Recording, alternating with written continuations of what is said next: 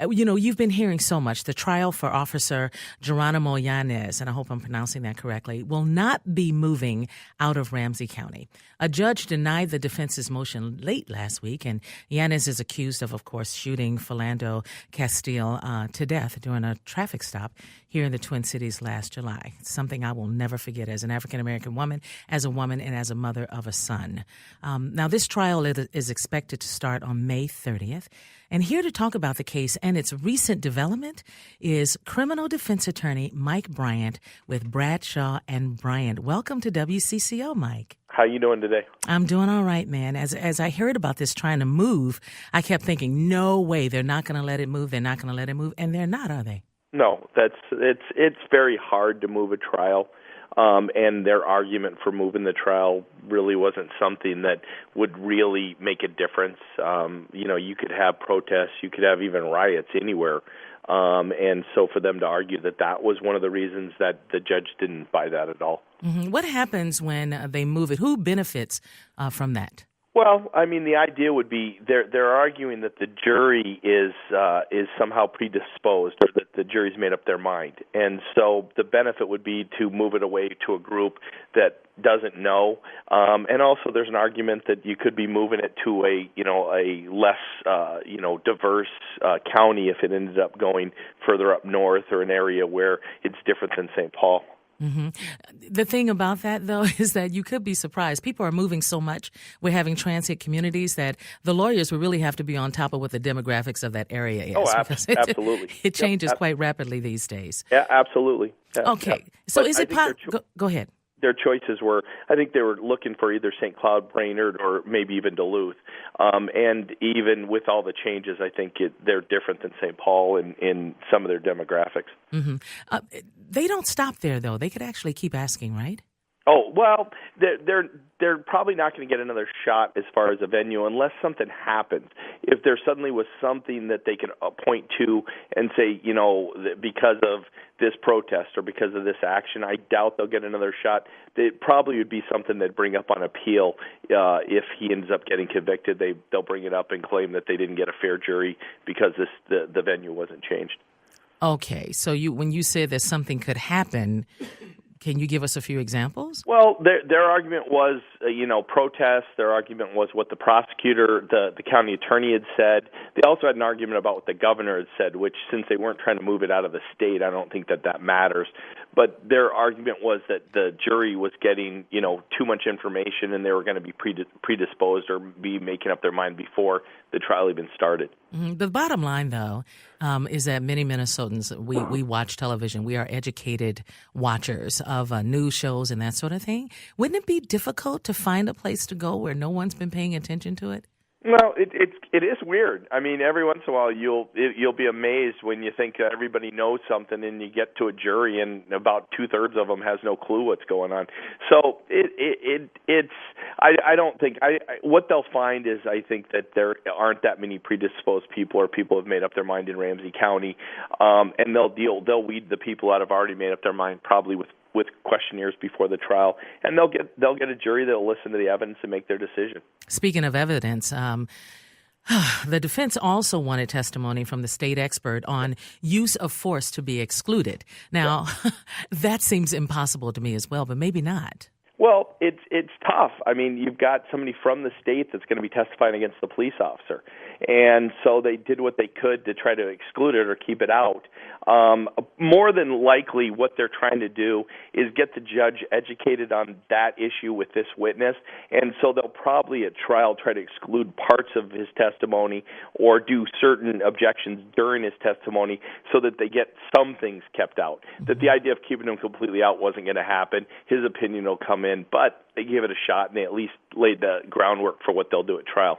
We've seen so many of these cases go to grand jury. And, many said they never really get in front of a jury. And now it's finally happening here in the state of Minnesota. Are you hearing from the community? Are people excited that at least we will have the chance for the people to speak? Well, excited. I mean, a grand jury, the people get to speak with the grand jury. I mean, the grand jury is made up of regular people. But the idea that there'll be a full trial and that we'll be able to see, this kind of action in a courtroom. I think people are across the country. They'll be watching to see what happens, to see what a jury does when they get a chance to look at all the evidence. Mm-hmm. So what are they looking at? I know there's been talk of manslaughter charge and the 2 counts of firearms charges, and they're trying to separate those two as well. Well, the defense made a very interesting argument by trying to split the charges. What they did was called bifurcation, or they made a motion to bifurcate so that you'd have separate trials on each of the charges. And the reason they do that is they want to make sure the jury doesn't get into the jury room and start negotiating, that they decide, well, something bad happened here, but we don't want to convict him on the worst charge, so they drop down to the lesser charge. Same decision the prosecutor makes when they add a lesser charge, because sometimes prosecutors won't add a lesser charge because they don't want the jury to negotiate down to that. The idea that they could have split this, that was a unique request. I don't think they had any chance of it ever getting accepted. But, if the jury comes back and finds him guilty on a lesser charge, and they can argue that the elements of the charge is some argument that there was some negotiation, they might be able to use that in an appeal also. Mm-hmm. And if this were you, would you ask for those to be separated? I think that that's one of the examples of really great legal work in behalf of the defense. They're planning to go to trial on this case. I don't think we're going to see a deal. I think we're going to see a trial. And so they're pulling out all the stops to come up with everything they possibly can to argue. And that was it was a very interesting motion. I don't think it had much of a shot, but it was an interesting motion to throw out there to at least give that argument as a possibility. And my understanding is that this happened in Falcon Heights, correct? It happened in I think that's right. I think it was over by the State Fair, not far from the State Fair, right? And I think that's that area is like St. Anthony Park, and it's a couple of different. Right, Roseville. It's kind of different areas, kind of all piled together. But I thought it was listed as Falcon Heights. But I bring that up because it's interesting.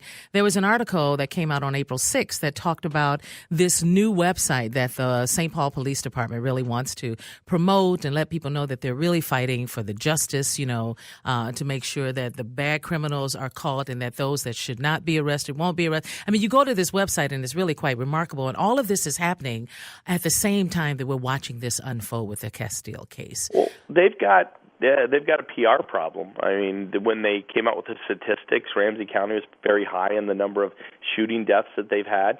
On the other hand, they charged the police officer, which doesn't happen easily, and they're prosecuting the police officer, and so there's a lot of arguments on both sides in the mistakes that have been made in the past or the problems that have come in the past. At the same time, they're moving ahead and they brought the charges, and so they're gonna work to convict this person. The county attorneys made statements, and part of the argument for moving the trial was the statements that the county attorney had made about bringing these charges. Wow, it's just so remarkable as we watch this unfold. And when you have that space in between, the time when all of this is being set up, they're looking for the jury, they're making sure everyone's in place. Sometimes that takes months, right? As we can see. And do people kind of get disinterested because they've been overwhelmed by it and they're not following the case as much? And the jurors, do they get exhausted by it all? Well, jurors can get exhausted. It can take a long time. This trial could last weeks, depending on the different witnesses, depending on the different arguments that are made. It's not always the fastest process. It's probably going to involve a number of motions during the trial, which then the jury has to go out and the lawyers argue for a half a day, or the judge decides he needs some extra time to make a decision. So it's going to be a process that they walk through, and it'll take time. But I think we'll probably see peaks and valleys. I think we'll see some point where the public's not interested because of whatever's going on, and then other times there'll be interesting motions that are made or interesting points that are made, and then we'll wait and the jury will make a decision because it does look like this case will go to trial. Well, we will sure be watching here in the great state of Minnesota where it happened. But my final question to you, sure. How will this affect, if at all, other cases around the country? Well, I got to believe that there are people on both sides that are waiting to see how it's prosecuted, and prosecutors that weren't able to get grand juries to convict will look at it to see if they maybe made the wrong choice or maybe could have done things different. And then people who didn't ever get a chance to get in front of a jury will look at it and be able to point to it as an example of what a jury could do. It potentially could have huge effect across the country, no matter what the results are, depending on the way the story's told throughout the trial. Well, it's been a pleasure having you on, Mike Bryant with Bradshaw and Bryant. Love the spots that you guys do, by the way. Yeah. So we hope that we can call on you again to get updates as we watch this unfold. Thank you again. Thank you. Bye. All right. That is Mike Bryant with Bradshaw and Bryant.